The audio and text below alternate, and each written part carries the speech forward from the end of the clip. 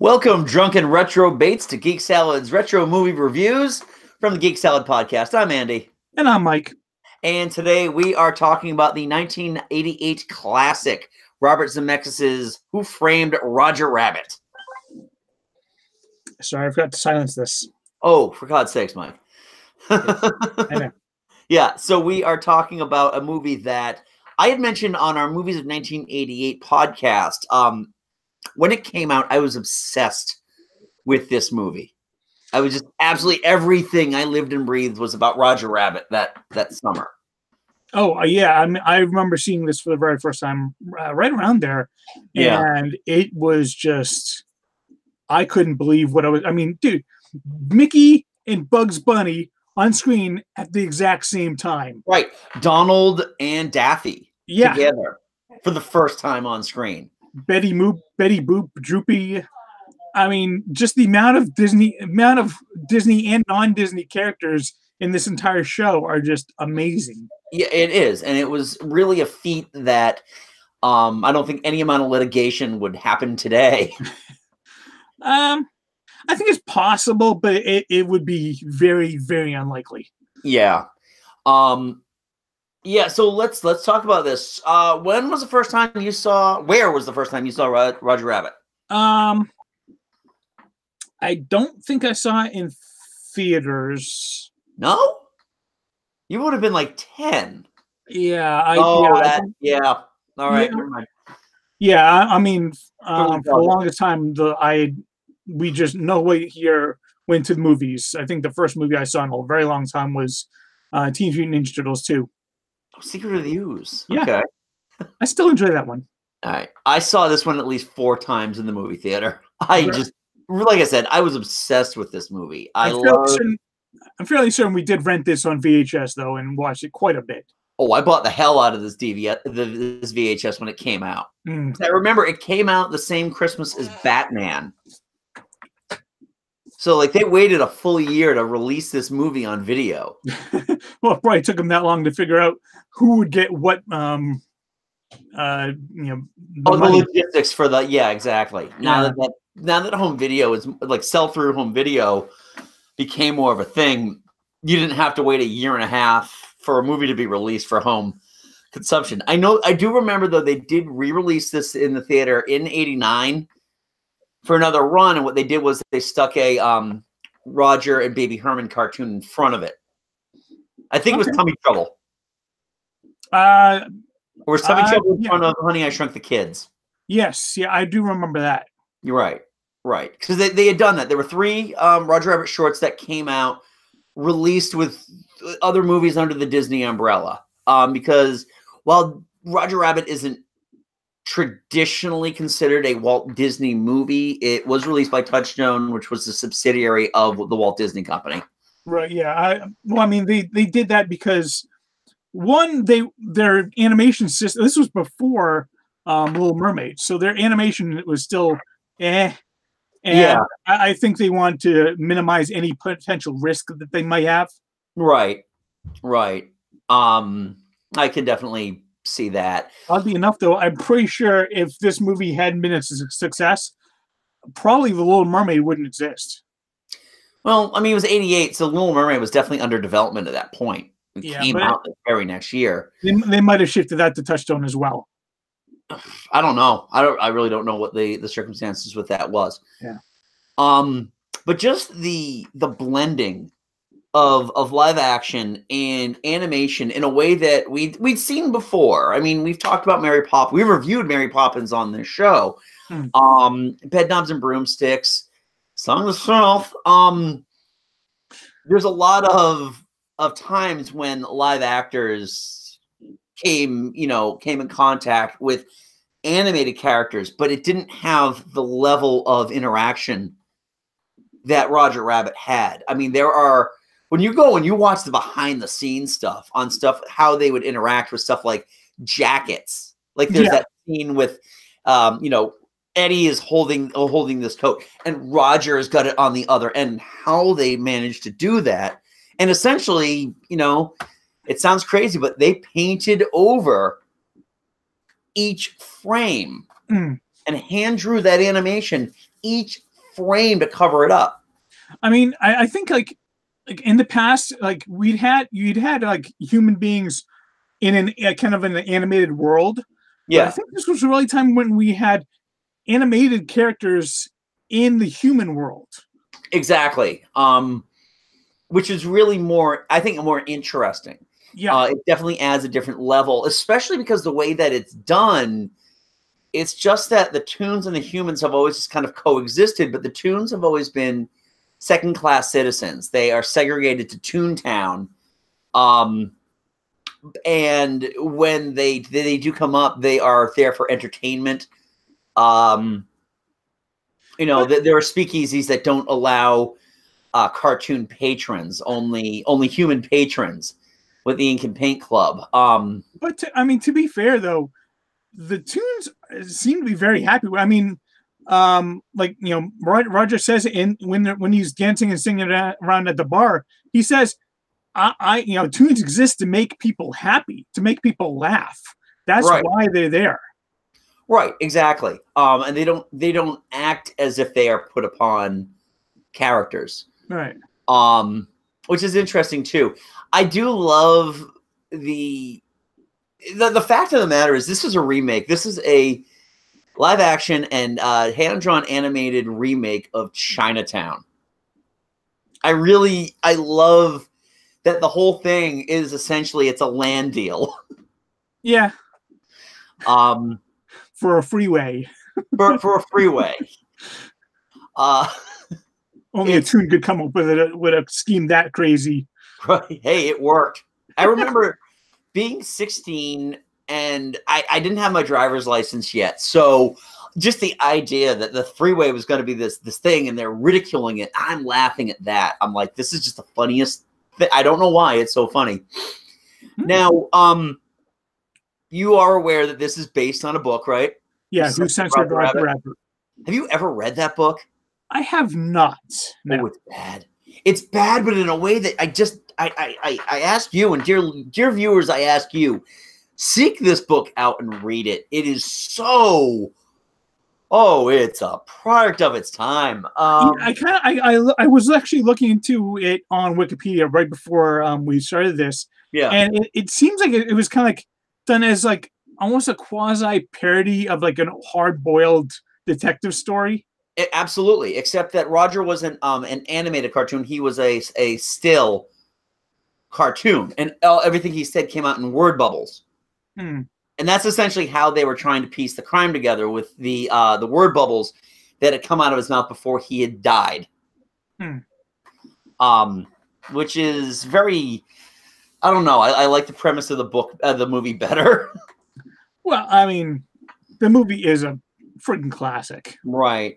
I mean, actor-wise, I think they got a pretty strong cast of lead actors. I mean, Bob Hoskins, this is his first American breakout. I mean, he had been nominated about 2 years prior for the movie Mona Lisa, but that is a very, very British movie that didn't really get a wide U.S. audience. He'd appeared in American movies before. He was in Pink Floyd The Wall. He'd been in a couple of other very, very British movies. The Long Good Friday is the one that comes to mind for me. And this is like his big breakout to the States. And it was it was very interesting too to have like this, short Cockney, not all that attractive guy play the leading man in this big blockbuster movie. But it really works because when you look at Bob Hoskins at that time, he looked like he would have like just stepped right out of a hard-boiled detective novel. Exactly. And he definitely fit the look. It also wouldn't have surprised me if he woke up after drinking like a bottle of bourbon every evening too. Joanna Cassidy as Dolores, right? Who she really got the dame voice down. Yeah, in that movie. Is that a rabbit in your pocket, Eddie? You're just happy to see me. Was it like Charles Fleischer? Yeah, Charles Fleischer as the voice of Roger Rabbit. Right. And Yes, there's Charles Fleischer as Roger Rabbit, Kathleen Turner as the speaking voice for Jessica Rabbit, an image that ushered many a boy into puberty. And then Christopher Lloyd in possibly his creepiest role. I mean, I Wow, knew yeah. he could be a bad guy because he was the lead villain in Star Trek III: The Search for Spock. But Yeah. this Judge Doom is just one of those characters that is just so evil before you even know the truth about the character. Yeah. Just You pretty much know you pretty much know he's the villain right from the get-go. right.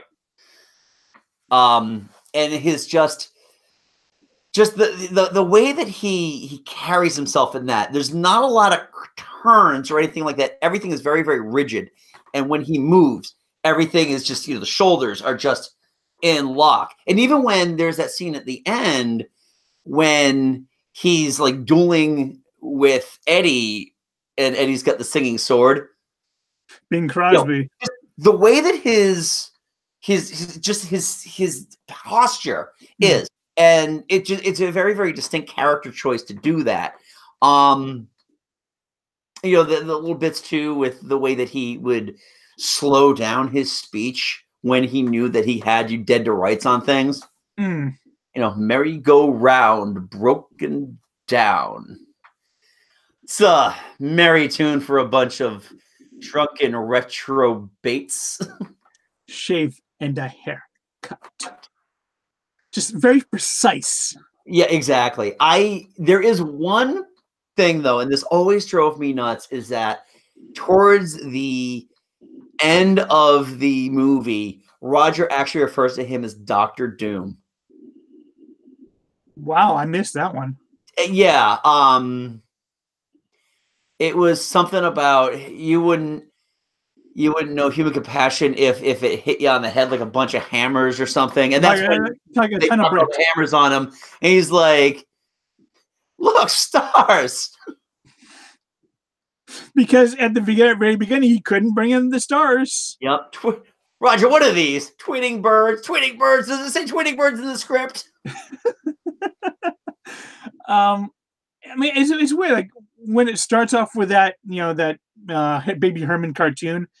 That's actually kind of like my least favorite part of the show because really, I loved that they not only this is how they're introducing you to the characters, but just how insanely madcap this was. This was very much an on the nose parody of Tom and Jerry cartoons and Bugs Bunny cartoons. Yeah, I think it went a little bit too extreme for me though. I mean, I love zany madcap. Yeah. But that one, it was just like how many things can we hit Roger Rabbit with? Right. But all right, now in its defense, this was the thing that was meant to be seen on the big screen because again, home video was not where it was at. Right. So I mean, when you see that on the big screen and the design in the tile and on the walls, it just is majestic on a larger screen. It really is. And I remember my drama teacher in high school saying that that is the thing she wants to watch on a loop on her deathbed. I'm sure she's changed her mind right now, but it's What, just the entire movie or just that cartoon? Just that cartoon. Oh, okay. Yeah. I really love that. I also love the reveal after Raul yells cut that the legs are just that. They're just a set of legs. Yeah. There's nobody attached to them. And baby Herman is as he puts it, he's got the lust of a 50-year-old with a duty of a duda of a 33-year-old. Oh no, it was a 50-year-old lunch and lust in a 2-year-old dinky. Yeah, that's it.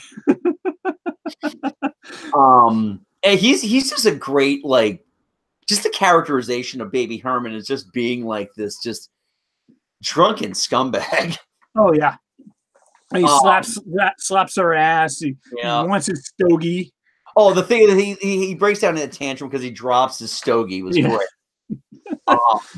it's just a lot of those characters are really, really a lot of fun. Hmm. Um, and then and that's not even the main event. I mean, you've got the big thing here is the Daffy and the Donald dueling pianos thing, which is fantastic. Hmm. I also love too that RK Maroon actually, oh no, it was Marvin Acme says he loves it because they never get to finish the act. Because they're always attacking each other. They're always attacking each other. The fact that there was a friggin' cannon in that piano. And then the thing with Mickey Mouse and Bugs Bunny, that true to form, Mickey Mouse is not the one that causes Eddie to fall. It's Bugs, because Bugs is a stinker. Yeah. Bugs has got a spare. Yeah, but I don't think you want it. I do. And it's a spare tire. Yeah, exactly. But I mean, beyond just like the brilliancy of combining the humans with the animation, the story is it is a solid mystery story. It is. Mainly because they don't give you a lot of hints. They drop little things about the red car. And that somebody bought the red car. Somebody somebody has been dropping money throughout the city, and it's to buy and demolish Toontown so you can build the freeway. But I mean, like with the red herring with like RK Maroon, and as someone shooting him to silence him. There is actually a solid story there. Right. The fact that they used a lot of really interesting misdirection with Jessica Rabbit. Yeah. Whether or not she actually is the bad guy, and the fact that she's not only the good guy, she's also very much in love with Roger Rabbit. What do you see in him? He makes me laugh. Oh my God. And that's a really cool thing I loved about Roger's character, is that he can't hold his liquor. Oh yeah. Yeah. He is the pinnacle of an animated character. Right, exactly. He does all the things that the animated character needs to do. And I love the fact that he's so easily swayed when it's like, I don't want the drink. You do. I don't. You don't. I do.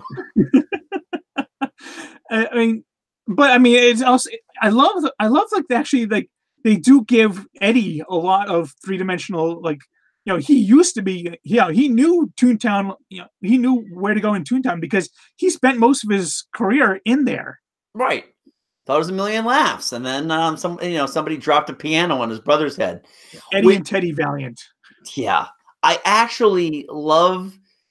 do love the fact that it was a piano that they dropped on his head, because that is how a tune would go about murdering somebody. Well, I mean, they dropped a safe on Marvin Acme. True. Just like a tune, huh? The interesting thing about that cop is, by the way, the Admiral Moti. Yes, from Star Wars. It's just great little bits of casting in that one. Stubby K does a great job with Marvin Acme. The Acme products too. I love that it really is a fusion of actual practical jokes with the tune flair to them. Like the portable holes. I love the portable holes. The singing sword with with the Frank Sinatra.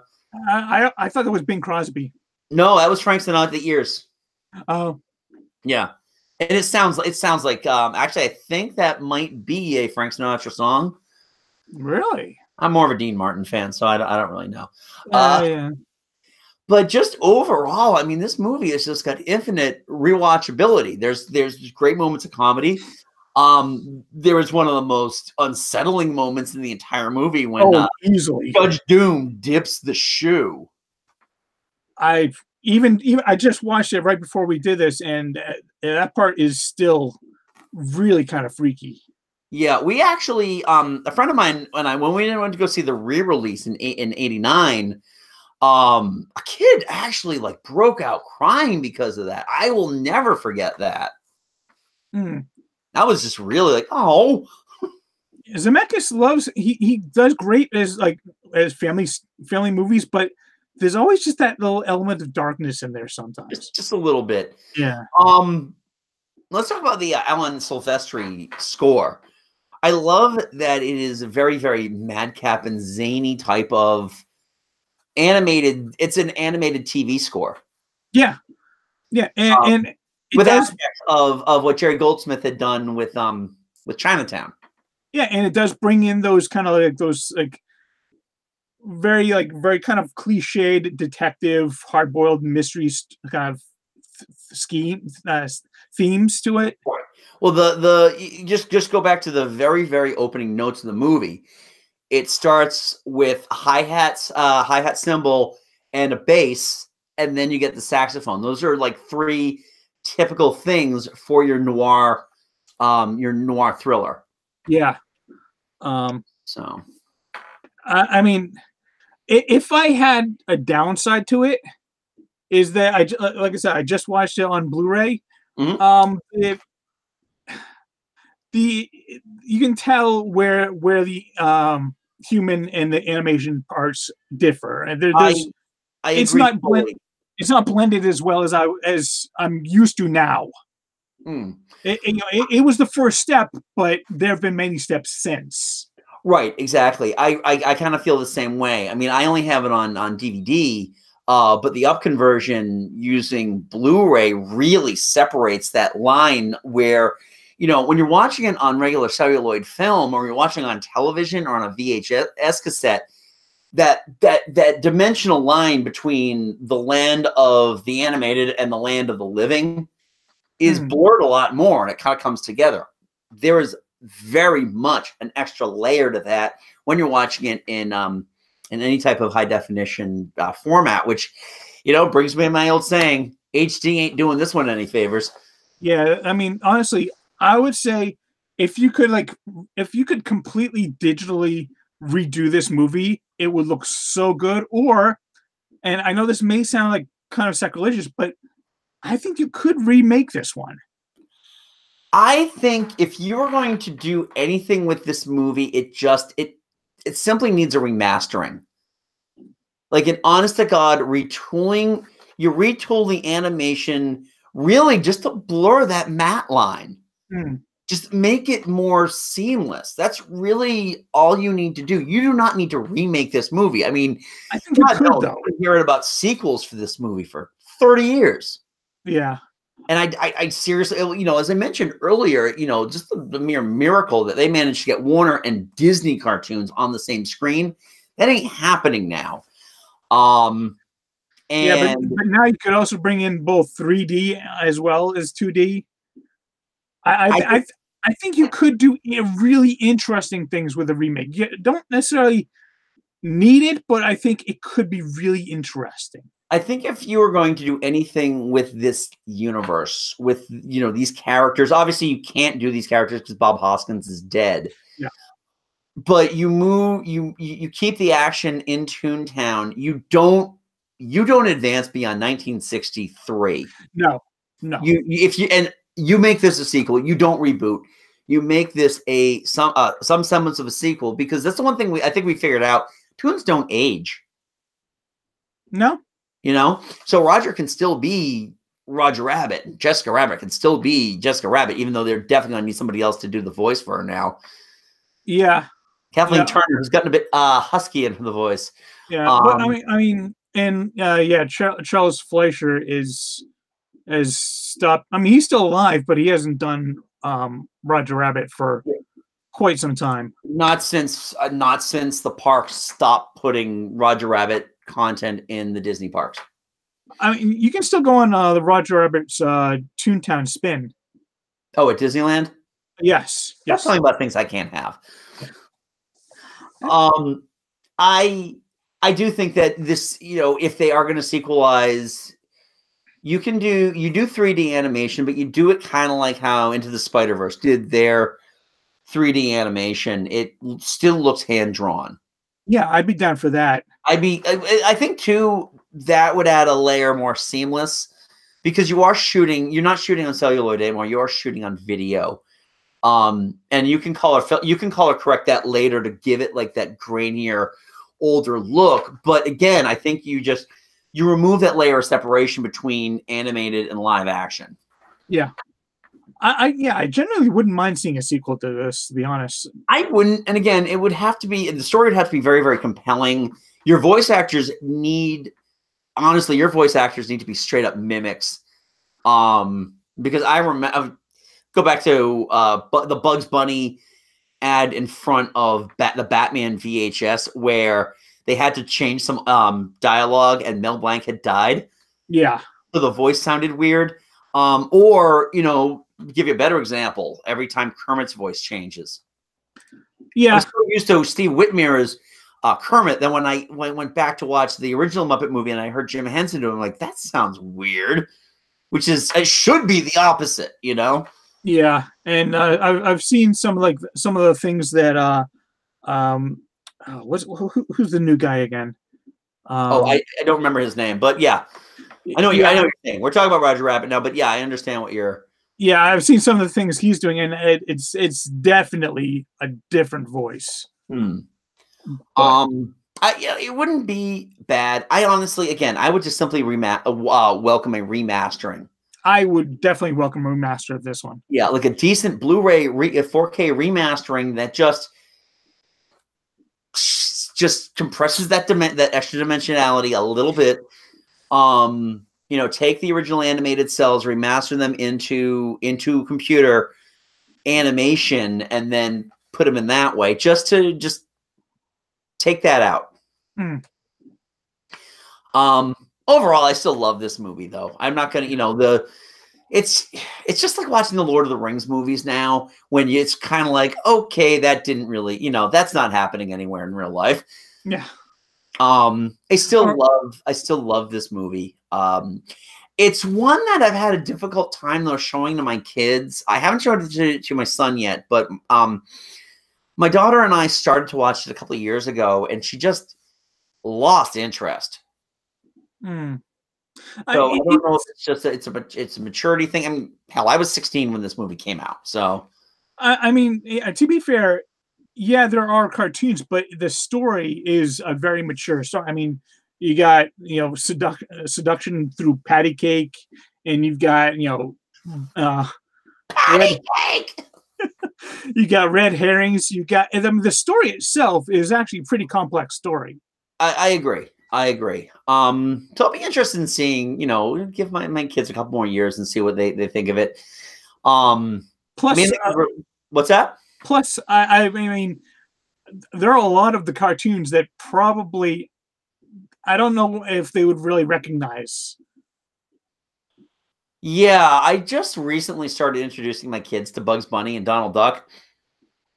And it's tough to find stuff on YouTube that aren't just clips. But I mean, even Betty Boop is in this. Betty Boop is a tough one. Yeah. By the way, I was very happy to see Mae Questel reprise her role as Betty Boop for that. Yes. She was the original voice of Betty Boop. A year after that, she actually played Aunt Bethany in Christmas Vacation. Wow, that's the voice of Betty Boop. Don't throw me down, clock. Your house on fire, clock. Oh, geez, did I break wind? Yeah, that's Aunt Bethany. Wow, that's Betty Boop. You still got it, Betty. Yeah, things have been tough since cartoons went to color. Actually, it's a slight error I noticed is that when it was showing like Jessica dancing on stage, and you know Betty's supposed to be standing right next to Eddie. Right. Yeah, she ain't there in the long wide shot. Right. And then they switch it to Eddie's POV, and there she is. Damn it! Throw it in there. That's what the remasters are for. There you go. Yeah. Hey. So yeah, that was Roger Rabbit. Again, this is such a fantastic movie.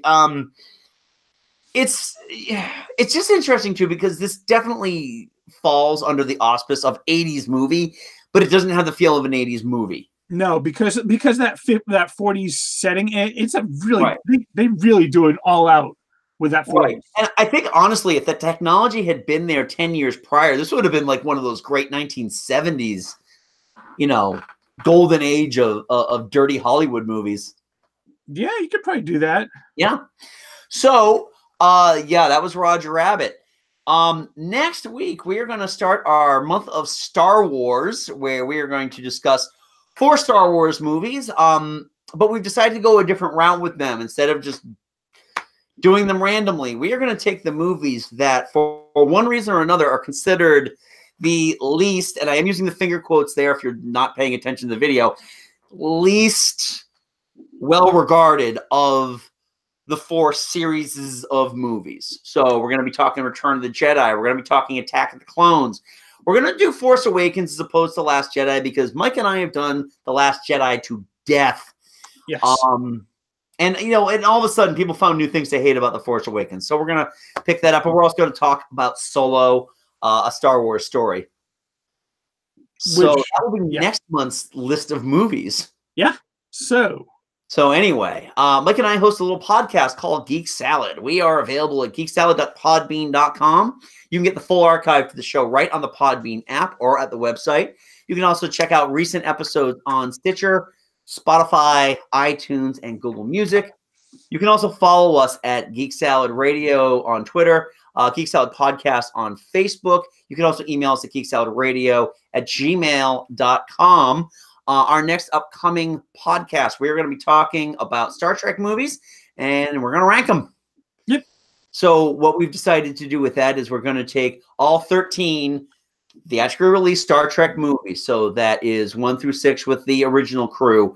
7 through 9 with the Next Generation crew, and then the Abrams verse. Plus, we are going to add Galaxy Quest in there for good measure, because why not? So if you want to send us your list in your ranking order, send that to our Gmail, geeksaladradio@gmail.com, or you can post it on either one of our social media pages. Yep. Did I forget anything, Mike? No, that's pretty good. Excellent. All right. So until next time, I'm Andy. And I'm Mike. Go forth and be nerdful. We'll talk to you later.